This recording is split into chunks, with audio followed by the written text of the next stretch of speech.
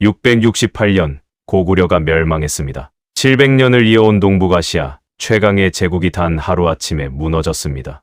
왕은 포로가 되어 당나라로 끌려갔고 수십만 백성들은 강제로 이주당했습니다. 고구려라는 이름은 역사 속에서 영원히 지워질 위기에 처했습니다. 그런데 30년 후 잿더미 속에서 누군가 일어섰습니다. 당나라도 거란도 그 누구도 그를 막지 못했습니다. 고구려의 피를 이어받은 새로운 나라 발해가 세워졌습니다. 도대체 이 한 사람은 누구였을까요? 멸망한 나라의 유민을 이끌고 세계 최강 당나라 군대를 무너뜨린 그 남자. 그의 이름은 대조영이었습니다. 지금부터 그 이야기를 시작하겠습니다. 서기 668년 가을 평양성이 함락되었습니다. 700년 역사를 자랑하던 고구려가 그렇게 단 하루아침에 무너졌습니다. 당나라와 신라 연합군의 공세는 거침이 없었습니다. 북쪽에서는 당나라 이적의 군대가, 남쪽에서는 신라 문무왕의 군대가 동시에 밀려들었고 고구려는 두 방향에서 동시에 무너져 내렸습니다. 보장왕은 성문을 열고 항복했습니다. 700년 고구려의 마지막 왕이 적장 앞에 무릎을 꿇는 순간이었습니다. 당나라는 곧바로 고구려 땅에 안동도보를 설치했습니다. 고구려라는 나라를 완전히 지우고 당나라의 영토로 만들겠다는 선언이었습니다. 그러나 당나라가 미처 예상하지 못한 것이 있었습니다. 고구려 백성들의 심장 속에는 나라가 무너진 뒤에도 꺼지지 않는 불씨가 살아 있었습니다. 수십만 명의 고구려 유민들이 강제로 당나라 각지로 이주당했습니다. 가족이 찢기고 고향을 잃고 이름마저 빼앗긴 사람들이었습니다. 하지만 모든 고구려인이 순순히 끌려가지는 않았습니다. 일부는 산속으로 숨었고 일부는 북쪽 만주 땅으로 도망쳤으며 일부는 당나라 지배 아래서도 고구려의 부활을 꿈꾸며 때를 기다렸습니다. 그 가운데 한 사람이 있었습니다. 아직 어렸지만 눈빛만은 남달랐던 소년, 훗날 발해를 세우게 될 대조영이었습니다. 668년 이후 만주 땅에는 고구려 유민들의 크고 작은 저항이 끊이지 않았습니다. 당나라는 강력한 군대를 주둔시키며 이들을 억눌렀지만 불씨는 쉽게 꺼지지 않았습니다. 당나라는 고구려 유민들을 철저하게 분리시켰습니다. 지도자가 될 만한 인물들은 먼 곳으로 유배보냈고 집단이 모이는 것 자체를 금지했으며 고구려의 언어와 풍습을 지키는 것조차 위험한 일이 되어버렸습니다. 그러나 억누르면 억누를수록 저항의 불꽃은 더욱 거세게 타올랐습니다. 만주 곳곳에 흩어진 고구려 유민들은 비밀리에 서로를 찾았고 언젠가 반드시 나라를 되찾겠다는 맹세를 가슴 속 깊이 새기고 있었습니다. 대조영은 바로 그 불꽃 속에서 자라났습니다. 아버지 걸걸중상은 고구려 출신의 무장으로 당나라의 지배 아래서도 유민들의 정신적 기둥 역할을 해온 인물이었습니다. 어린 대조영은 아버지의 곁에서 검을 배우고 전술을 익히고 무엇보다 고구려인으로서의 자부심을 온몸으로 흡수하며 성장했습니다. 대조영이 언제 태어났는지 정확한 기록은 남아있지 않습니다. 다만 역사는 그가 고구려 유민 출신의 무장 걸걸중상의 아들이었다는 것만을 전하고 있습니다. 걸걸중상은 고구려 멸망 후에도 당나라에 완전히 굴복하지 않은 인물이었습니다. 그는 만주 동쪽 끝자락에 남은 고구려 유민들을 모아 작은 집단을 이루고 당나라의 감시를 피해가며 명맥을 이어가고 있었습니다. 어린 대조영은 그런 아버지를 보며 자랐습니다. 화려한 궁궐도 넉넉한 식량도 없었습니다. 있는 것이라고는 언젠가 반드시 다시 일어서겠다는 아버지의 굳은 의지와 고구려인으로 태어났다는 자부심뿐이었습니다. 대조영은 또래 아이들과는 달랐습니다. 다른 아이들이 놀 시간에 그는 활시위를 당겼고 쉴 시간에 그는 말 위에 올랐습니다. 타고난 체력과 담력은 물론 어떤 상황에서도 흔들리지 않는 냉정함이 어린 나이부터 남달랐습니다. 아버지 걸걸중상은 아들에게 칼과 활만을 가르치지 않았습니다. 그는 고구려의 역사를 가르쳤고 광개 토대왕의 정복 서사를 들려주었으며 을지문덕이 수나라, 백만 대군을 무찌른 살수대첩의 이야기를 밤마다 반복해서 들려주었습니다. 소년 대조영의 가슴 속에는 그 이야기들이 하나하나 새겨졌습니다. 고구려는 멸망했지만 그 정신만은 이 소년의 심장 속에서 살아 숨쉬고 있었습니다. 세월이 흘러 대조영은 청년이 되었습니다. 키가 크고 어깨가 넓었으며 어떤 장수도 쉽게 당해내지 못할 만큼 무예가 출중했습니다. 그러나 무엇보다 그를 특별하게 만든 것은 무력이 아니었습니다. 그것은 사람을 끌어당기는 힘이었습니다. 대조영이 말을 하면 사람들이 귀를 기울였고 대조영이 결정을 내리면 아무도 반박하지 않았습니다. 그는 타고난 지도자였습니다. 그 무렵 만주 땅에는 고구려 유민들 외에도 말갈족이 함께 살고 있었습니다. 말갈족은 고구려의 지배 아래 오랫동안 함께해온 민족으로 고구려 멸망 후에도 유민들과 같은 처지에 놓여 있었습니다. 대조영은 일찍부터 이들과 교류했고 말갈족 젊은이들 사이에서도 그의 이름은 점점 알려지기 시작했습니다. 대조영은 말갈족의 언어를 배웠고 그들의 풍습을 익혔으며 그들의 신뢰를 얻기 위해 공을 들였습니다. 단순히 힘으로 복종시키려 하지 않았습니다. 그는 함께 싸우는 동료로서 말갈족을 대했고 그 진심은 결국 그들의 마음을 움직였습니다. 당나라는 이 움직임을 예의주시하고 있었습니다.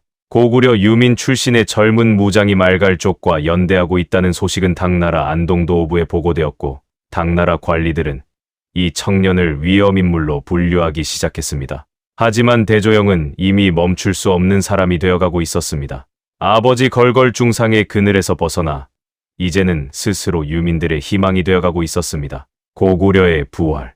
그 꿈은 이제 한 사람의 꿈이 아니라 수만 명의 꿈이 되어가고 있었습니다. 고구려가 멸망한 지 20년이 흘렀습니다. 그러나 만주 땅에 남은 고구려 유민들의 삶은 나아지기는커녕 갈수록 더 고통스러워지고 있었습니다. 당나라는 유민들에게 과중한 세금을 부과했습니다. 가을 수확의 절반 이상을 빼앗아갔고 젊은 남자들은 강제로 당나라 군대에 징발되어 먼 전쟁터로 끌려갔습니다. 징발된 젊은이들은 대부분 돌아오지 못했습니다. 살아 돌아온다 해도 몸과 마음이 망가진 채였습니다.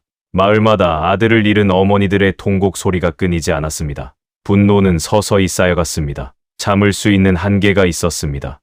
689년 마침내 고구려 유민들 사이에서 크고 작은 봉기들이 터져 나오기 시작했습니다. 그러나 무기도 훈련도 부족한 유민들의 봉기는 번번이 진압당했습니다. 당나라 군대는 봉기가 일어날 때마다 더욱 잔혹하게 보복했고 마을 전체를 불태우거나 주민들을 집단으로 처벌했습니다. 대조영은 이 모든 것을 지켜보았습니다. 그는 무모한 봉기가 아니라 철저한 준비가 필요하다는 것을 누구보다 잘 알고 있었습니다. 분노를 가슴속에 꾹꾹 눌러 담으며 그는 때를 기다렸습니다. 한편 말갈족도 당나라의 수탈에 시달리기는 마찬가지였습니다. 당나라는 말갈족의 땅에서도 가축과 식량을 빼앗았고 부족장들을 협박해 복종을 강요했습니다. 고구려 유민과 말갈족 두 민족의 분노는 같은 방향을 향하고 있었습니다.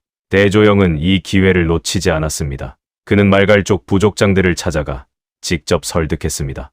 우리의 적은 같다. 따로 싸우면 각계격파 당하지만 함께 싸우면 이길 수 있다. 그의 말은 간결했지만 강력했습니다. 하나둘씩 말갈족 부족들이 대조영의 제안에 응했습니다. 고구려 유민과 말갈족의 연합. 이것은 단순한 동맹이 아니었습니다. 굿날바레라는 나라의 씨앗이 바로 이 순간 뿌려지고 있었습니다.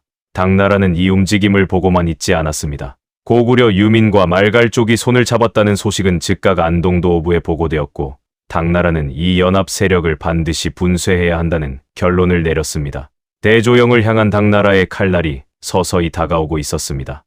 691년 당나라의 압박이 한계에 달했습니다.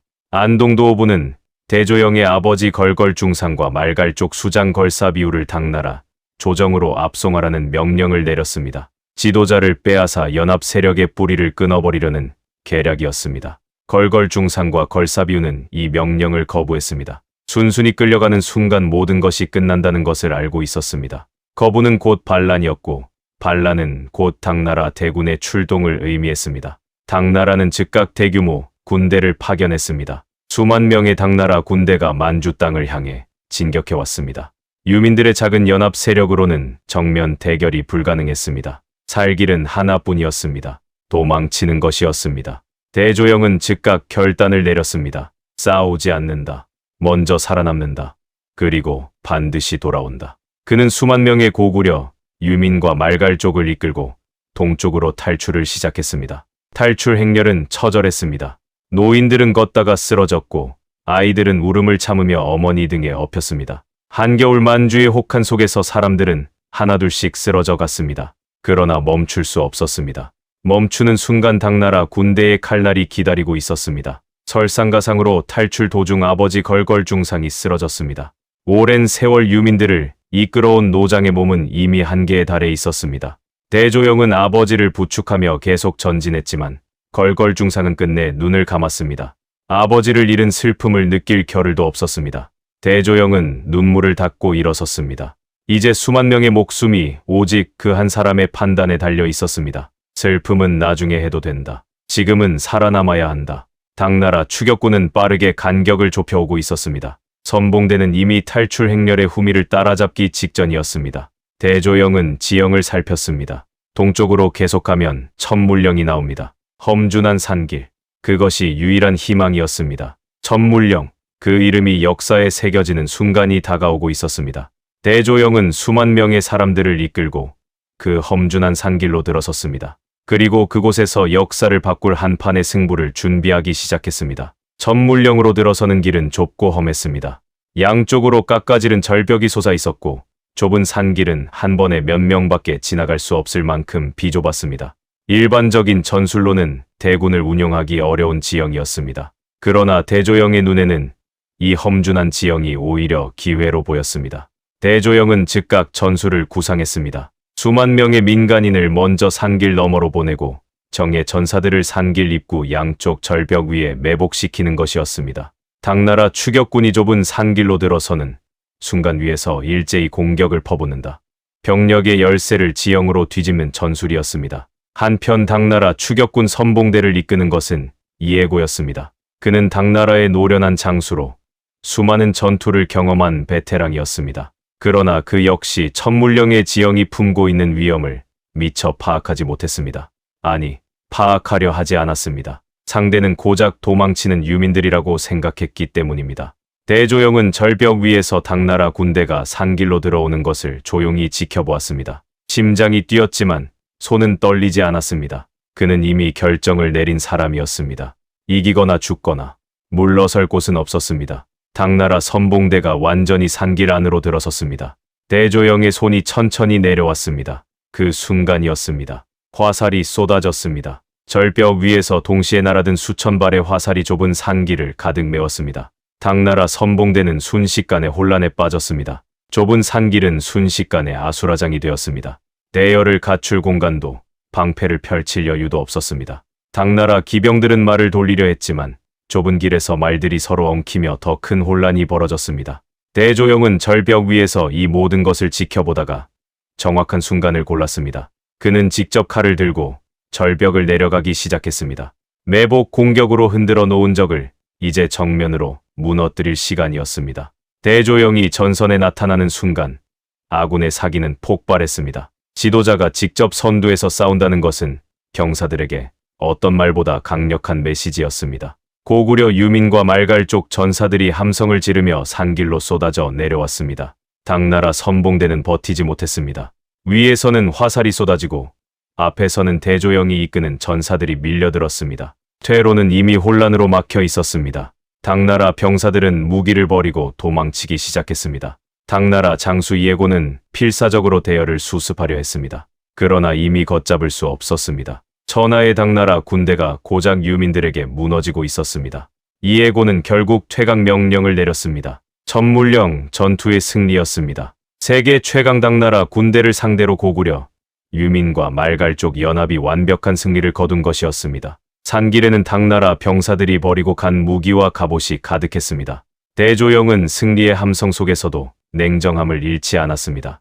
이것은 끝이 아니었습니다. 당나라는 반드시 더 큰 군대를 보낼 것이었습니다. 지금 이 순간의 승리를 발판으로 삼아 더 멀리, 더 빠르게 나아가야 했습니다. 그의 시선은 이미 동쪽 끝, 아무도 밟지 않은 땅을 향하고 있었습니다. 그곳에 새로운 나라를 세우겠다는 꿈이 이제 현실로 다가오고 있었습니다. 천물령의 바람이 잠잠해졌습니다. 불과 몇 시간 전까지만 해도 화살이 빗발치고 함성이 울려 퍼지던 그 좁은 산길에 이제는 고요함만이 남아 있었습니다. 흩어진 당나라 군대의 무기들이 차가운 바위 위에 나뒹굴었고 살아남은 고구려, 유민과 말갈 쪽 전사들은 서로를 부둥켜 안으며 울었습니다. 이길 수 없다고 생각했던 싸움에서 이긴 것이었습니다. 부상자들이 하나둘 부축을 받으며 모였습니다. 전투에서 목숨을 잃은 이들도 있었습니다. 대조영은 전사자들 앞에 무릎을 꿇었습니다. 그들의 이름을 하나하나 불렀습니다. 새로운 나라를 향한 길에서 먼저 쓰러진 사람들이었습니다. 그 이름들은 결코 잊히지 않을 것이었습니다. 그러나 슬픔에 잠겨 있을 시간이 없었습니다. 척후병이 급히 달려왔습니다. 당나라 본대가 아직 멀지 않은 곳에 있다는 보고였습니다.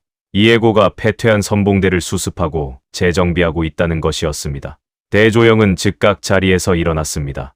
움직여야 했습니다. 지금 당장. 천물령에서의 승리는 값진 것이었지만 이것은 시작에 불과했습니다. 당나라는 반드시 더 많은 군대를 이끌고 다시 올 것이었습니다. 대조영은 사람들을 모았습니다. 줄이고 싶은 마음은 누구나 같았지만 지금 멈추면 모든 것이 끝난다는 것도 모두가 알고 있었습니다. 천물령을 넘어선 그들의 앞에는 광활한 만주 동쪽 땅이 펼쳐져 있었습니다.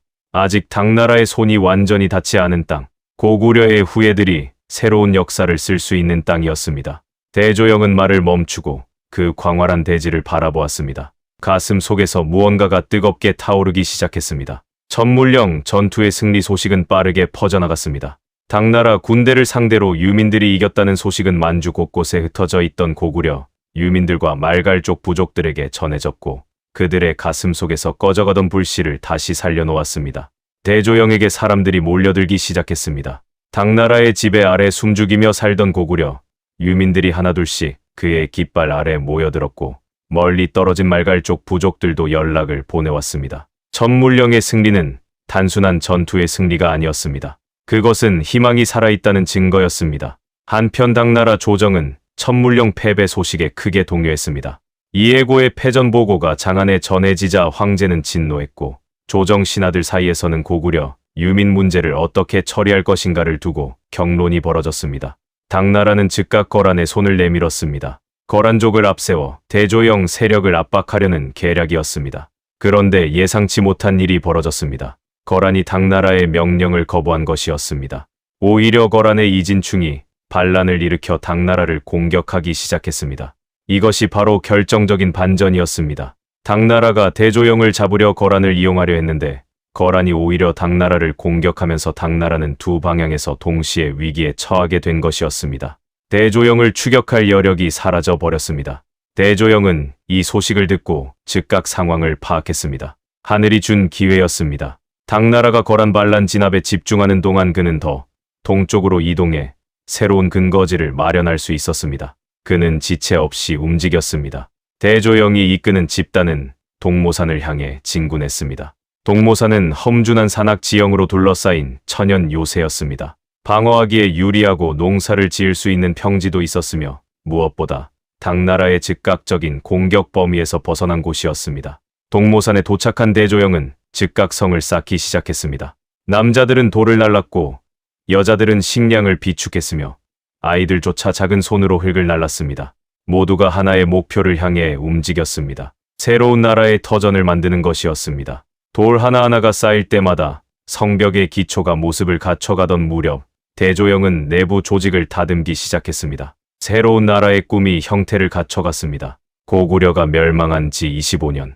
유민들의 손으로 새로운 성벽이 올라가고 있었습니다. 무너진 나라의 후예들이 다시 일어서고 있었습니다. 동모산의 자리를 잡은 대조영은 가장 먼저 조직을 정비했습니다. 고구려 유민 출신 무장들을 장수로 임명했고 말갈족 부족장들에게는 각자의 부족을 통솔하되 전체 지휘는 자신이 맡는 체제를 구축했습니다.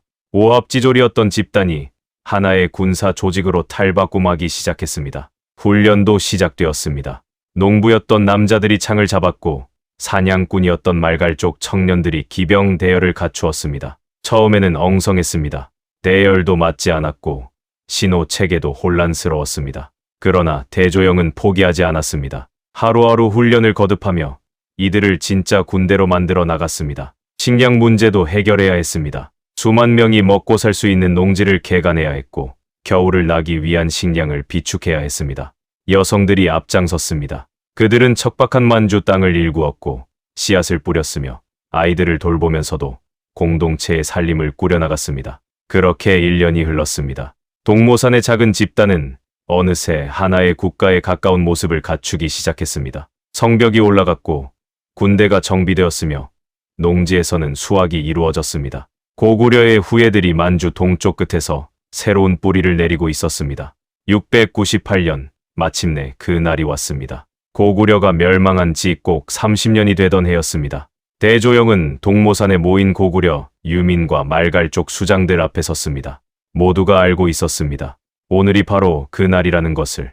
대조영이 단상 위에 올랐습니다. 그의 등 뒤로는 동모산의 험준한 봉우리들이 솟아 있었고 그의 앞에는 30년의 고난을 함께 버텨온 수만 명의 얼굴들이 있었습니다. 노인들은 눈물을 훔쳤고 젊은 전사들은 창을 들어 하늘을 향해 올렸습니다. 대조영이 입을 열었습니다. 그의 목소리는 낮았지만 광장 끝까지 울려 퍼졌습니다. 우리는 고구려의 후예입니다. 우리는 30년을 버텼습니다. 이제 우리는 새로운 나라를 세웁니다. 이 나라의 이름은 발해입니다. 순간 광장이 터질 듯한 함성으로 가득 찼습니다. 30년을 기다려온 그 이름이 마침내 소리가 되어 만주하늘로 퍼져나갔습니다. 울음과 웃음이 뒤섞였고 서로를 부둥켜 안은 사람들의 어깨가 흔들렸습니다. 고구려는 사라졌지만 그 정신은 발해라는 이름으로 다시 태어났습니다. 발해의 첫 번째 왕, 고왕 대조영. 그는 왕위에 오르는 순간에도 화려함을 추구하지 않았습니다. 왕관 대신 투구를 썼고 용포 대신 갑옷을 입었습니다. 아직 나라를 지켜야 할 싸움이 남아 있었기 때문이었습니다. 발해 건국 소식은 삽시간에 사방으로 퍼져나갔습니다. 당나라는 경계심을 높였고 신라는 북쪽 국경을 긴장된 눈으로 바라보았으며 돌궐과 거라는 새로운 강자의 등장을 주목했습니다. 동북아시아의 판도가 바뀌기 시작하고 있었습니다. 대조영은 건국 직후 가장 먼저 외교에 나섰습니다. 당나라를 고립시키기 위해 돌궐에 사신을 보냈고 거란과의 관계도 다졌습니다. 힘만으로는 나라를 지킬 수 없다는 것을 그는 누구보다 잘 알고 있었습니다. 그리고 대조영은 백성들을 향해 선포했습니다. 이 나라는 어느 한 민족의 나라가 아닙니다. 고구려의 후예도 말갈족도 이 땅에서 함께 살아가는 모든 이들의 나라입니다. 발해는 처음부터 하나의 민족이 아닌 하나의 꿈으로 세워진 나라였습니다. 발해. 그 이름이 역사에 새겨지는 순간이었습니다. 고구려 멸망 30년 만에 유민들의 손으로 세워진 나라. 당나라도 신라도 막지 못한 부활이었습니다. 건국 선포가 끝난 뒤 대조영은 곧바로 나라의 기틀을 세우는 작업에 착수했습니다. 가장 시급한 것은 법과 제도였습니다. 수만 명의 사람들이 함께 살아가려면 규칙이 필요했고 나라가 나라답게 운영되려면 체계가 있어야 했습니다. 대조영은 고구려의 제도를 기반으로 삼되 말갈족의 풍습을 존중하는 방향으로 발해만의 독자적인 통치 체계를 만들어 나갔습니다. 수도도 정비해야 했습니다. 동모산의 임시 거처를 벗어나 제대로 된 왕도를 건설해야 했습니다. 대조영은 지형을 살피고 풍수를 따져 새로운 수도 자리를 잡았습니다. 백성들은 다시 한번 삽을 들었습니다. 성벽을 쌓고 관청을 짓고 시장을 열었습니다. 황무지였던 만주 땅에 도시가 생겨나기 시작했습니다. 발해의 소식은 멀리 일본까지 전해졌습니다. 일본은 신라를 견제하기 위해 발해와 손을 잡으려 했고 발해도 외교 관계를 넓히기 위해 일본의 제안을 받아들였습니다. 고구려 유민이 세운 나라가 이제 국제 외교 무대에 등장하기 시작한 것이었습니다. 나라가 세워진 지 불과 몇 년 만에 발해는 주변국들이 무시할 수 없는 존재가 되어가고 있었습니다. 군사력은 날로 강해졌고 외교망은 사방으로 뻗어나갔으며 백성들의 삶도 조금씩 안정을 찾아가고 있었습니다. 30년 전 멸망한 고구려의 빈자리를 발해가 채워가고 있었습니다. 발해가 건국된 지 몇 년이 흘렀습니다. 당나라는 처음에는 발해를 무시했습니다. 고작 유민들이 세운 나라가 얼마나 버티겠냐는 생각이었습니다. 그러나 발해가 해가 갈수록 강해지자 당나라의 태도가 달라지기 시작했습니다.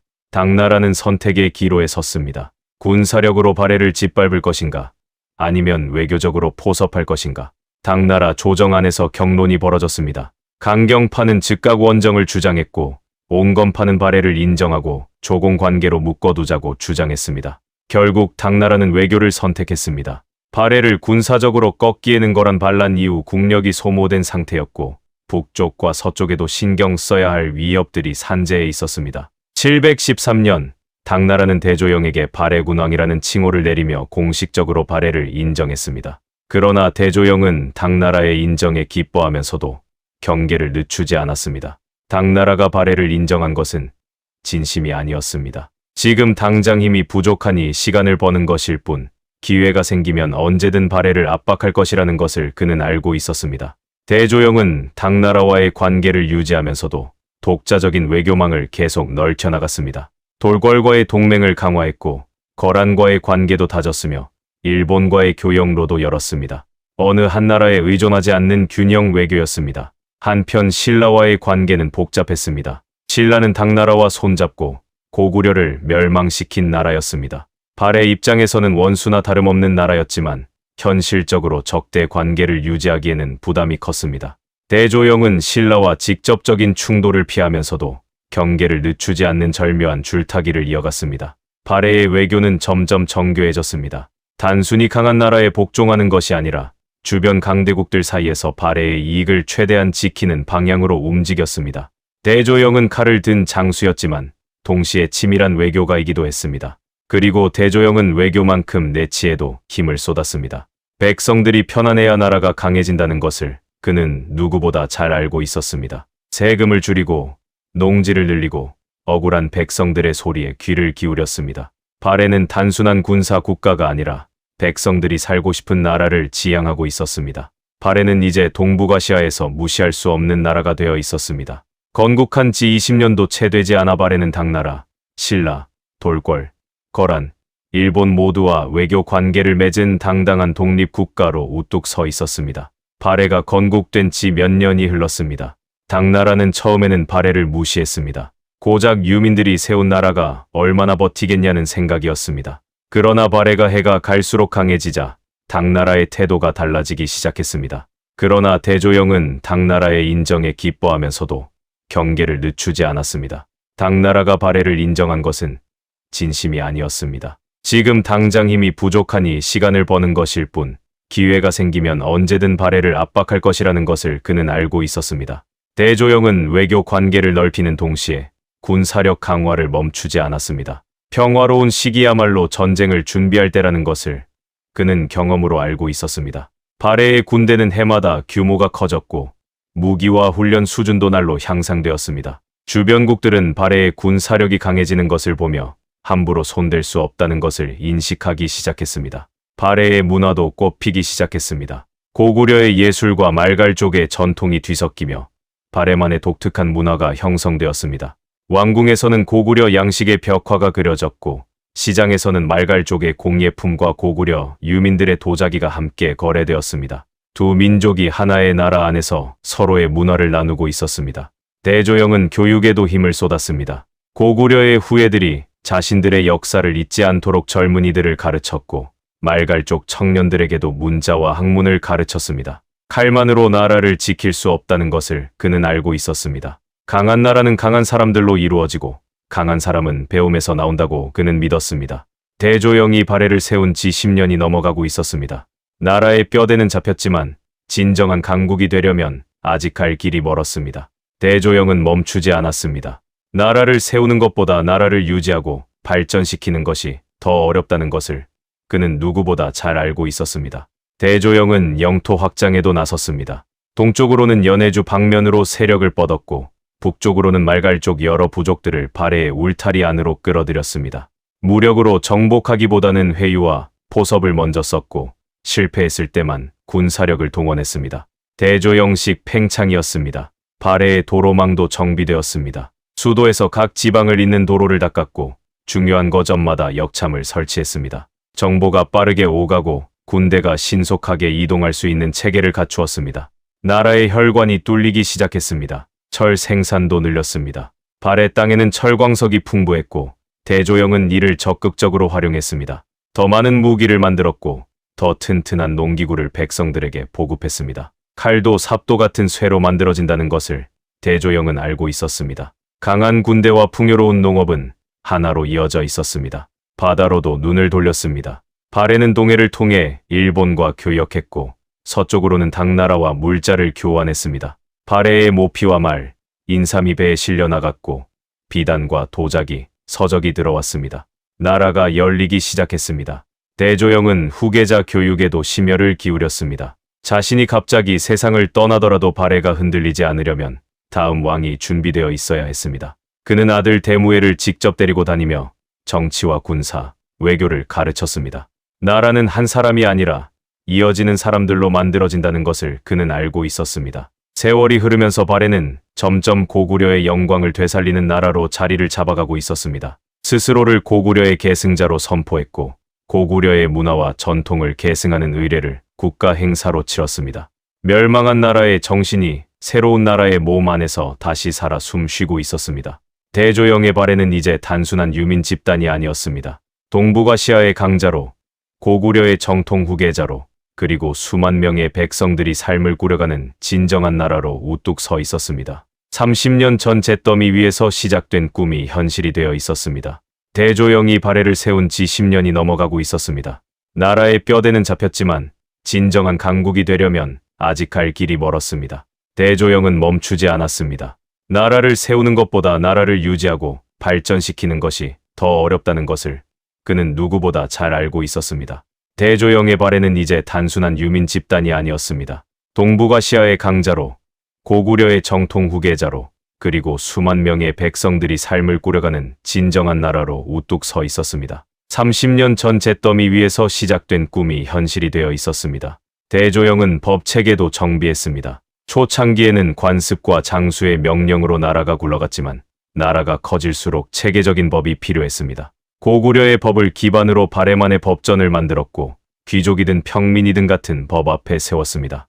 힘 있는 자가 약한 자를 함부로 할 수 없도록 하는 것이 대조영이 꿈꾼 나라의 모습이었습니다. 종교도 포용했습니다. 발해 땅에는 불교를 믿는 고구려 유민들과 자연신을 섬기는 말갈족이 함께 살았습니다. 대조영은 어느 한쪽을 강요하지 않았습니다. 사찰을 짓는 것도 허용했고 말갈족의 전통 의례도 인정했습니다. 다른 믿음을 가진 사람들이 하나의 나라 안에서 평화롭게 살아가는 것, 그것이 대조영이 만들고자 한 발해의 모습이었습니다. 대조영의 치세 말년, 발해는 동북아시아에서 해동성국이라 불릴 만큼 강성한 나라로 성장해 있었습니다.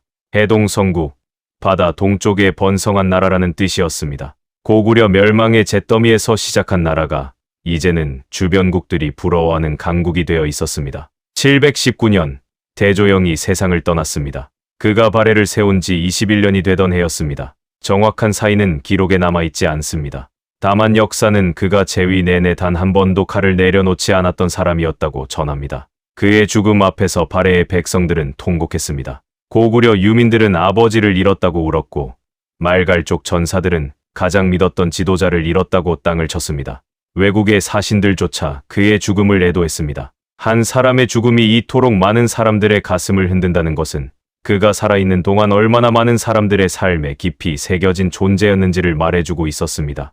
아들 대무예가 왕위를 이었습니다. 대조영이 직접 키운 후계자였습니다. 대무예는 아버지가 닦아놓은 기틀 위에서 발해를 더욱 강하게 키워나갔습니다. 훗날 역사는 그를 무왕이라 부르게 됩니다. 아버지가 나라를 세웠다면 아들은 그 나라를 강국으로 만들었습니다. 대조영이 남긴 것은 단순히 나라 하나가 아니었습니다. 그는 멸망이 곧 끝이 아니라는 것을 증명했습니다.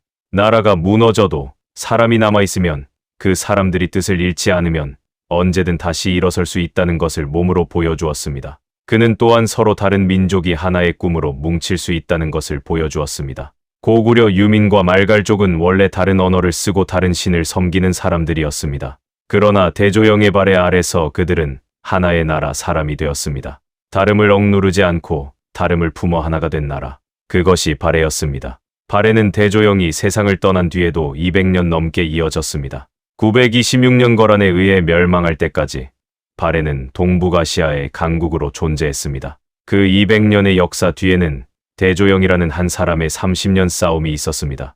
오늘날 대조영과 발해의 역사는 한국과 중국 사이에서 여전히 논쟁 중입니다. 중국은 발해를 자국 역사의 일부라고 주장하고 한국은 고구려를 계승한 우리의 역사라고 맞섭니다. 그 논쟁의 중심에는 언제나 대조영이라는 이름이 있습니다. 역사의 주인을 둘러싼 싸움은 지금도 끝나지 않았습니다. 그러나 한 가지만은 분명합니다. 668년 고구려가 무너지던 날 아무도 30년 뒤 새로운 나라가 세워질 것이라고 상상하지 못했습니다. 당나라도 신라도 거란도 몰랐습니다. 오직 한 사람만이 알고 있었습니다. 반드시 다시 일어선다는 것을. 그리고 그는 실제로 해냈습니다. 대조영, 고구려 유민의 아들로 태어나 발해의 왕으로 살다 간 사람. 그의 이름은 1300년이 지난 지금도 살아있습니다.